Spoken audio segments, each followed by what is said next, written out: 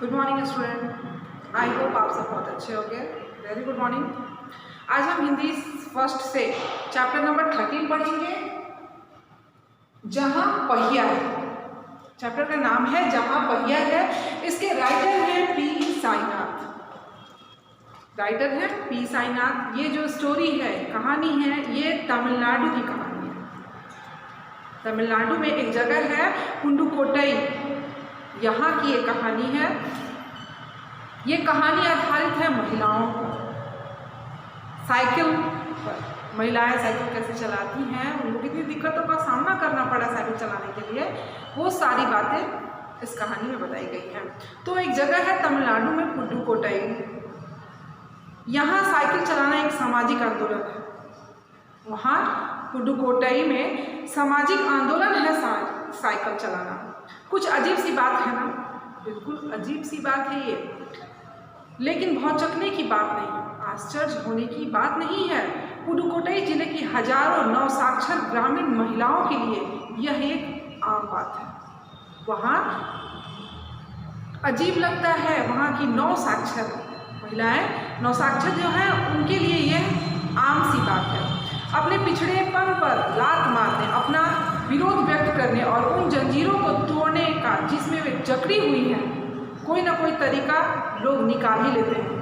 कोई भी हो, अगर वो जंजीरों में जकड़ा हुआ है, सामाजिक कुरीतियों में जकड़ा हुआ है, तो उससे निकलने के लिए कोई ना कोई आसान रास्ता लोग ढूंढ ही निकालते हैं। कभी कभी ये तरीका बहुत ही अजीबोगरीब लगता है, सुनने में भी बड़ा अजीब लगता है कि साइकिल चलाना सामाजिक आंदोलन कैसे बन जाता है। तो भारत के सर्वाधिक गरीब जिलों में से एक है पुडुकोट्टई। तमिलनाडु का एक जिला है पुडुकोट्टई, वो बहुत ही गरीब इलाका है। पिछले दिनों यहाँ की ग्रामीण महिलाओं ने अपनी स्वाधीनता, आज़ादी और गतिशीलता को अभिव्यक्त करने के प्रतीक के रूप में अधिकांश साइकिल चलाना चुना। अपनी आज़ादी और स्वाधीनता को गतिशीलता प्रदान करने के लिए क्या किया, तो साइकिल चलाने का चुनाव किया। उनमें से अधिकांश नवसाक्षर थीं। अगर हम 10 वर्ष से कम उम्र की लड़कियों को अलग अलग कर दें, इसका अर्थ यह होगा कि यहाँ की ग्रामीण महिलाओं की, जो ग्रामीण महिलाएं हैं, उनका 1/4 हिस्से ने साइकिल चलाना सीख लिया है। वहाँ की जो ग्रामीण महिलाएं हैं, उसमें 1/4 जो महिलाएं थी, उन्होंने साइकिल चलाना सीख लिया। और इन महिलाओं में से 70,000 से भी अधिक महिलाओं ने प्रदर्शन एवं प्रतियोगिता जैसे सार्वजनिक कार्यक्रमों में बड़े गर्व के साथ नए कौशल का प्रदर्शन किया, और अभी भी उनमें साइकिल चलाने की इच्छा जारी है। वहाँ इनके लिए कई प्रशिक्षण शिविर भी चल रहे हैं, प्रशिक्षण दिया जा रहा है साइकिल चलाने का।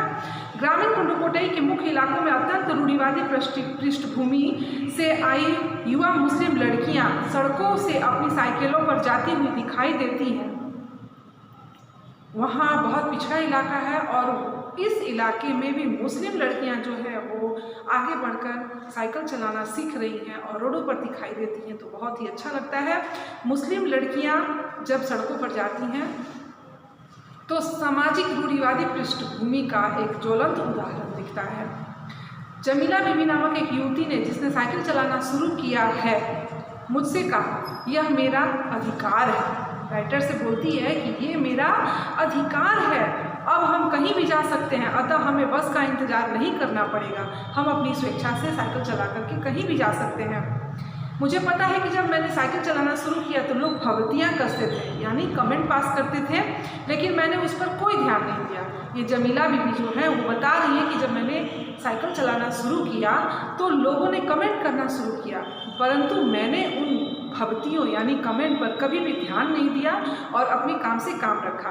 फातिमा एक माध्यमिक स्कूल में पढ़ाती हैं और उन्हें साइकिल चलाने का ऐसा चाव लगा कि वह हर शाम आधे घंटे का प्रयास किया और एक किराए पर साइकिल लेती थी और चलाना शुरू करती थी। एक नई साइकिल खरीदने की उनकी हैसियत नहीं थी। फातिमा ने यह बताया कि साइकिल चलाने में एक खास तरह की आज़ादी का अनुभव करती हैं वो, हमें किसी पर निर्भर रहना नहीं पड़ेगा। वो कहती हैं कि अगर हम साइकिल चलाना सीख लेते हैं तो हमें किसी पर निर्भर रहना नहीं होगा, मैं कभी इसे नहीं छोड़ूंगी। मैं साइकिल चलाना कभी भी नहीं छोड़ूंगी। जमीला, फातिमा और उन्हीं की तरह मित्र और कनी, इन सब की उम्र 20 वर्ष के आसपास है और इन्होंने अपने समुदाय की अनेक युवतियों को साइकिल चलाना सिखाया और खुद भी सीखा। इस जिले में साइकिल की धूम मची हुई है। उस जिले यानी पुडुकोट्टई में साइकिल चलाने की धूम मची हुई है महिलाओं के अंदर। इनकी प्रशंसा में है महिला खेतिहर मजदूर। इनकी प्रशंसक हैं कौन कौन? तो महिला खेतिहर मजदूर, पत्थर खदानों में मजदूरी करने वाली औरतें और गांव में काम करने वाली नर्सें, बालवाड़ी और आंगनवाड़ी कार्यकर्ता, बेशकीमती पत्थरों को तराशने में लगी औरतें और स्कूल की अध्यापिकाएं भी साइकिल का जमकर इस्तेमाल कर रही हैं। ये सारी औरतें जो हैं कामकाजी हैं और साइकिल चलाने का जमकर प्रयास कर रही हैं और साइकिल का इस्तेमाल कर रही हैं। ग्राम सेविकाएं और दोपहर का भोजन पहुंचाने वाली औरतें भी पीछे नहीं हैं, वो भी आगे हैं। सबसे बड़ी संख्या उन औरतों की है जो अभी नवसाक्षर हुई हैं, अभी उन्होंने पढ़ना सीखा है। जिस किसी नवसाक्षर अथवा नई साइकिल चलाने वाली महिला से मैंने बातचीत की, उसने साइकिल चलाने और अपनी व्यक्तिगत आज़ादी के बीच एक सीधा संबंध बताया। राइटर ने बात की तो इन्होंने पाया कि ये जो महिलाएं हैं बहुत ही अपने आप को आज़ाद महसूस कर रही हैं। साइकिल आंदोलन में एक अगुआ का कहना है, साइकिल आंदोलन के एक अगुआ का कहना है कि मुख्य बात यह है कि इस आंदोलन ने महिलाओं को बहुत आत्मविश्वास प्रदान किया है। महत्वपूर्ण यह है कि इनमें पुरुषों पर उनकी निर्भरता कम कर दी है। जब महिलाएं साइकिल चलाना सीख ली तो एक से दूसरी जगह जाने में उनको आज़ादी महसूस हुआ, वो किसी पे निर्भर नहीं रही और खुद ही चलाकर एक स्थान से दूसरे स्थान को वो चली जाती हैं। अब हम प्रायः देखते हैं कि औरतें अपनी साइकिल पर 4 किलोमीटर तक की दूरी आसानी से तय करके पानी ले जाती हैं, लाती हैं। कभी कभी साथ में उनके बच्चे भी उनके साथ होते हैं। यहाँ तक कि साइकिल से दूसरे स्थानों से सामान ढोने की व्यवस्था भी वो खुद ही कर लेती हैं।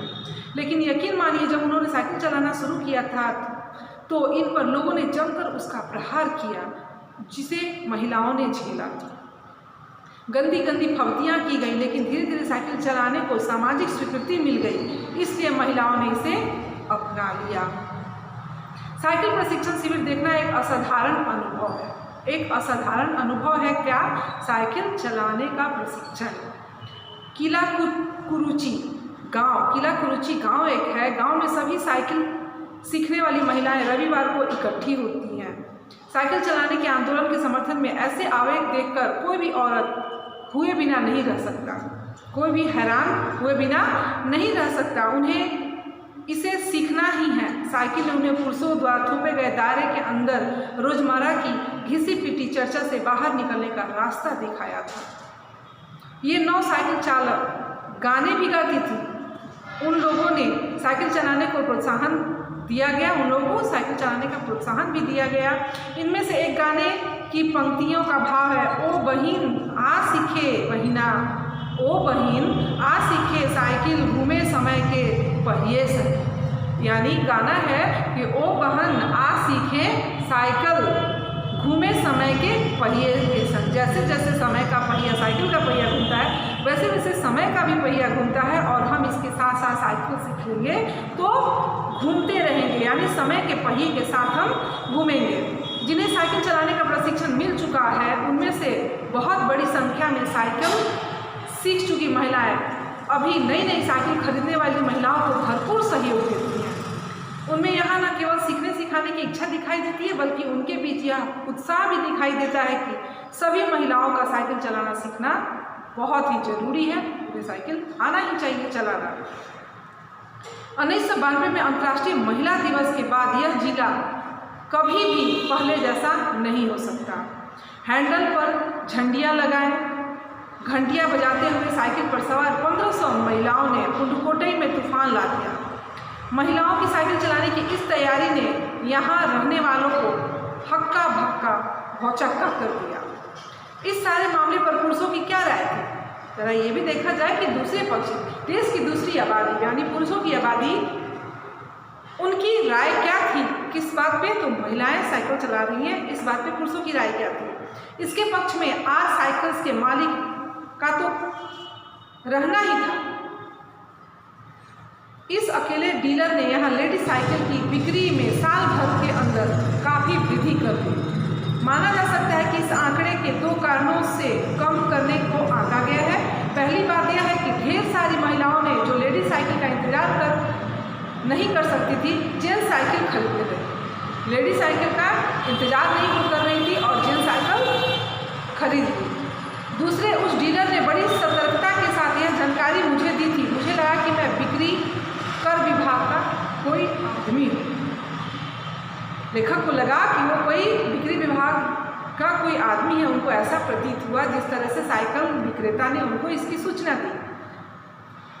कुदीमी अन्नामलाई की चिलचिलाती धूप में एक अद्भुत दृश्य की तरह पत्थर के खदानों में दौड़ती भागती 22 वर्षीय मनोरमणि को लोगों ने साइकिल सिखलाते देखा। उसने मुझे बताया, हमारा इलाका मुख्य शहर से कटा हुआ है। यहाँ जो साइकिल चलाना जानते हैं उनकी गतिशीलता बढ़ जाती है। साइकिल चलाने के बहुत निश्चित आर्थिक निहितार्थ थे। इनमें आय में वृद्धि हुई। साइकिल चलाने से इनके आय में भी वृद्धि हुई, समय का बचत हुआ। यहाँ की कुछ महिलाएं अलग अलग गांवों में कृषि संबंधी अथवा अन्य उत्पाद बेचा भी करती थी। साइकिल आ जाने से, साइकिल की वजह से बसों के इंतजार में व्यस्त रहने वाला उनका समय भी बच जाता था। खराब परिवहन व्यवस्था वाले स्थानों के लिए तो बहुत ही महत्वपूर्ण है साइकिल चलाना। दूसरे, इनसे इन्हें इतना समय मिल जाता था कि वे अपने सामान बेचने पर ज़्यादा ध्यान केंद्रित कर पाती थी। समय से पहले वो बाज़ारों में पहुंच जाती थी और अपने सामान को अच्छे से बिक्री करके टाइम से पहले अपने घर को भी आ जाती थी। तीसरे, इसे यह और अधिक इलाकों में जा पाती थी। जब इनके पास समय होता था तो ये एक इलाके से दूसरे इलाके में जाती थी। अंतिम बात यह है कि अगर आप चाहें तो इसे आराम करने का भी काफ़ी समय मिल सकता है। जिन छोटे उत्पादों को बसों का इंतजार करना पड़ता था, अब बस स्टॉप तक पहुंचने के लिए भी पिता, भाई, पति या बेटों पर निर्भर रहना नहीं पड़ता था। वे अपना सामान बेचने के लिए कुछ गिने चुने गाँव तक ही जा पाती थी। कुछ को पैदल ही चलना पड़ता था। जिसके पास साइकिल नहीं है वे अब पैदल भी जाती थी। फिर उन्हें बच्चों के देखभाल के लिए या पीने के पानी जैसे घरेलू कामों के लिए भी जल्दी ही भागकर घर पहुंचना पड़ता था। अब जिनके पास साइकिल थे वे सारा काम बिना किसी दिक्कत के कर लेती थी और समय से पहले वो अपने घर भी पहुंच जाती थी। बिना किसी दिक्कत के कर लेती थी। इसका अर्थ यह है कि अब आप किसी सुनसान रास्ते पर भी देख सकते हैं कि कोई युवा माँ साइकिल पर अपने बच्चे को आगे बैठाए या पीछे कैरियर पर सामान लदे चली जा रही है। वह अपने साथ पानी से भरे 2 या 3 बर्तन लिए अपने घर या काम पर जाती हमेशा दिखाई दे जाया करती हैं। अन्य पहलुओं से ज़्यादा आर्थिक पहलू पर भी बल देना गलत होगा। साइकिल प्रशिक्षण से महिलाओं के अंदर आत्मविश्वास की भावना जागृत हुई। यह बहुत ही महत्वपूर्ण है। फातिमा का कहना है कि बेशक यह मामला केवल आर्थिक नहीं है। यह मामला केवल आर्थिक नहीं है। फातिमा ने यह भी कहा कि इस तरह की, जिससे मुझे लगता है कि मूर्खतापूर्ण ढंग से बहुत लोग सोचते हैं, उससे अलग आगे क्या है। साइकिल चलाने से मेरी कौन सी कमाई होती है? मैं तो पैसे ही गंवाती हूँ। मेरे पास इतने पैसे नहीं है कि मैं साइकिल खरीद सकूँ। फातिमा कहती है कि मेरे पास पैसे नहीं है ताकि मैं साइकिल खरीद सकूँ। मैं तो पैसे ही गंवाती हूँ। डेली किराए पर साइकिल लेके साइकिल सीखती हूँ, लेकिन हर शाम मैं किराए पर साइकिल लेती हूँ ताकि मैं आज़ादी और खुशहाली का अनुभव कर सकूँ। मेरे पास पैसे नहीं है, फिर भी मैं किराए पर साइकिल पैसा खर्च करके साइकिल लेती हूँ ताकि मैं चलाऊं और मुझे अपनी आज़ादी का अनुभव हो सके, अपनी खुशहाली का अनुभव हो सके। पुडुकोट्टई पहुंचने से पहले मैंने इस विनम्र सवारी के बारे में सभी की तरह सोचा ही नहीं। कभी इस तरह से मैंने सोचा नहीं था। लेखक बोल रहे हैं, मैंने कभी साइकिल को आज़ादी का प्रतीक नहीं समझा था। लेखक का कहना है कि मैंने कभी भी साइकिल को आज़ादी का प्रतीक नहीं समझा था। एक महिला ने बताया, लोगों के लिए यह समझना बड़ा कठिन है कि ग्रामीण महिलाओं के लिए कितनी बड़ी चीज़ है आम सी साइकिल। लोगों का ये सोचना अलग होगा, लेकिन अगर ध्यान से सोचा जाए तो पुडुकोट्टई की महिलाएं जो हैं उनके लिए साइकिल कितना बड़ा खुशी का चीज़ है, कितनी बड़ी खुशी उनको देती है। ये उनके लिए बहुत बड़ी उपलब्धि है, बहुत बड़ी चीज़ है वहाँ की महिलाओं के लिए। उनके लिए तो यह हवाई जहाज़ जैसे उड़ाने की उपलब्धि है। जैसे कोई हवाई जहाज़ उड़ाता हो जैसे अनुभव करो कि मैं हवाई जहाज उड़ा रहा हूँ, तो वैसा इनको अनुभव होता है साइकिल चलाने से। लोग इस पर हंस सकते हैं, लेकिन केवल यहाँ की औरतें ही समझ सकती हैं कि उनके लिए यह कितना महत्वपूर्ण है।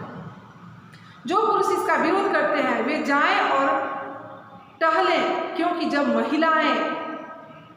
महिलाएं जब साइकिल चलाने की बात आती है वो टहलें, पुरुष टहलें, लेकिन जहाँ साइकिल चलाने की बात आती है वे महिलाओं की बराबरी जहाँ साइकिल चलाने की बात आती है वो हाँ महिलाओं की बराबरी ही नहीं कर सकते, वो पुरुष महिलाओं की बराबरी नहीं कर सकते। तो स्टूडेंट, ये था आपका चैप्टर नंबर 13, जहाँ पहिया है। इसके राइटर पी साईनाथन ने बहुत अच्छे से साइकिल, एक छोटी सी चीज किसी छोटे से जगह के लिए कितनी बड़ी बात बन जाती है, कितना महत्वपूर्ण हो जाता है, ये इस कहानी के माध्यम से बताया गया है। तो आप इसको अच्छे से वॉच कीजिए नेक्स्ट टाइम। Thank you.